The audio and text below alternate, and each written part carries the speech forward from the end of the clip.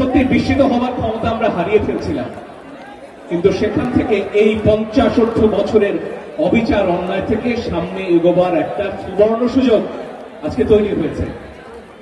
সেখান থেকে পেছনে ফিরে তাকাবার কোনো সুযোগ নেই, আমাদের সামনে এগোতেই হবে। এই আন্দোলন ব্যর্থ হতে দেয়া যায় না। অনেকে বলছেন যে এই যে তরুণরা তারা কি জানে, তারা আজকে উপদেষ্টা হয়ে বসছে কেন? আমার প্রশ্ন, এই তরুণরা জানে যা আমরা জানি না। এই তরুণরা জানে এই যে একদিকে মাদ্রাসা, একদিকে ইংরেজি মাধ্যম, একদিকে বাংলা। আমরা বলছি ওরে বাবা, এই ত্রিভঙ্গ শিক্ষা ব্যবস্থা ঠিক না করলে এ দেশকে একতাবদ্ধ করা যাবে না। তরুণরা করে দেখিয়েছে।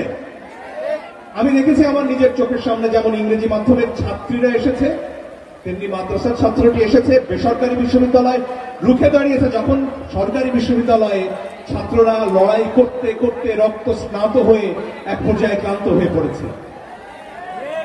এই লড়াই যেমন থাকার, তেমনি এই লড়াই গোটা বাংলাদেশের, এটা ভুলে গেলে চলবে না। রাজশাহীতে মানুষ জীবন দিয়েছে, রংপুরে আবু সাইদ জীবন দিয়েছে, ঢাকায় আমার ছোট ভাই ফারহান জীবন দিয়েছে। শুধু ঢাকা, শুধু কেন্দ্র নিয়ে যদি আমরা থাকতাম, এই বিপ্লব কোনোদিন সফল হতো না।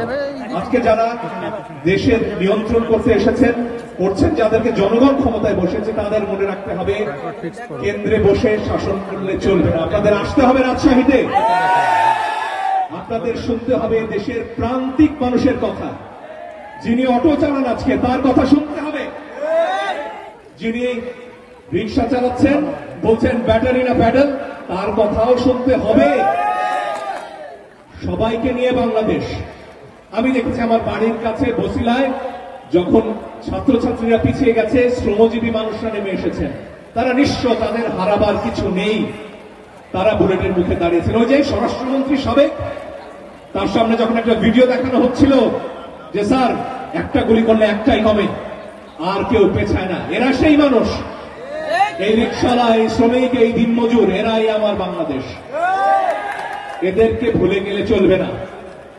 যিনি ধর্মভীরু তিনি বাংলাদেশ, যিনি হিন্দু তিনি বাংলাদেশ, যিনি মুসলমান যিনি বাংলাদেশ, যিনি বামপন্থী যিনি নাস্তিক তিনিও বাংলাদেশ। এই সবাই আমরা একসাথে হয়েছি বলেই আজকে নতুন বাংলাদেশের স্বপ্ন আমরা দেখতে পাচ্ছি। আমরা বলছিলাম না মত প্রকাশের স্বাধীনতা চাই, আসল কথা কি দ্বিমত প্রকাশের স্বাধীনতা চাই।